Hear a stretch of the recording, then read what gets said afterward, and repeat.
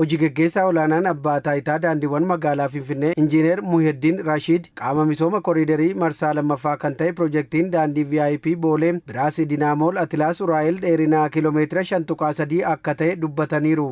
ይሄ መንገድ ርዝመቱ ወደ 5.3 ኪሎ ሜትር አካባቢ ነው። dheerinni daandii kana gara kiiloomeetira 5.3 dha. Saaroo Maaram Alamsinnimaa dabalatee walii galaan bal'inni daandichaa meetira 40 hanga meetira 60 kan ga'u kan uwwisudha. Akkasumas daandichi daandii lafoo dabalatee gara kiiloomeetira 11 hojjetamaafii jira.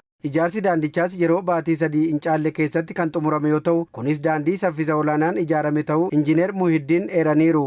ይሄ መንገድ አጠቃላይ ለማጠናቀቅ ከ2 ወር ተኩል እስከ 3 ወር waliigala daandii kanaa xumuruuf turtii ji'oota 2 fi walakkaa hanga 3 nutti fudhate. Piroojeektii misooma koriidarii ariitii fi qulqullina olaanaan xumuraman keessaa isa tokko jechuudha. Sararichi ijaarsi daandichaa osoo hin gaggeeffamin daandii lafoos ta'ee daandii filannoo biraa waan hin qabneef sochii tiraafikaaf rakkisaa akka ture kan eeran Injiinar Muhiddin piroojeektiin amma xumurame daandii lafoo fi bakka dhaabbii konkolaataa dabalatee filmaatiilee hedduu kan qabu ta'uu ibsaniiru. ለምሳሌ ፓርኪንግ ጋር ተያይዞ በጣም እጥረት የነበረበት fakkeenyaaf bakka dhaabbii konkolaataa waliin wal qabatee baay'ee rakkoo kan qabu ture. Kanaaf daandii guddaa dhaabbii konkolaataa fayyadamaa turan jechuudha. Amma bakka dhaabbii konkolaataa 13 ta'antu ijaarame. Yeroo tokkotti konkolaataa 56 ta'an kan chaarjeffatanii kan ba'an buufata chaarjii konkolaataa 56 keessummeessuu kan danda'u ijaarameera. Misoomni koriidarii kun itti fayyadama hunda galeessa mirkaneessuu kan danda'udha. Bakki daa'imman taphatan ijaarameera. Dirreen kubbaa itti taphatanis akkasuma ijaarameera. Magaalaa Finfinnee keessatti hojii misooma koriidarii hordofuun aadaan hojii 24/7 hojiirra ooluu erga eegalee piroojeektoonni gurguddoon saffisa olaanaan ijaaramuun yeroo gabaabaa keessatti xumuramaa jiru.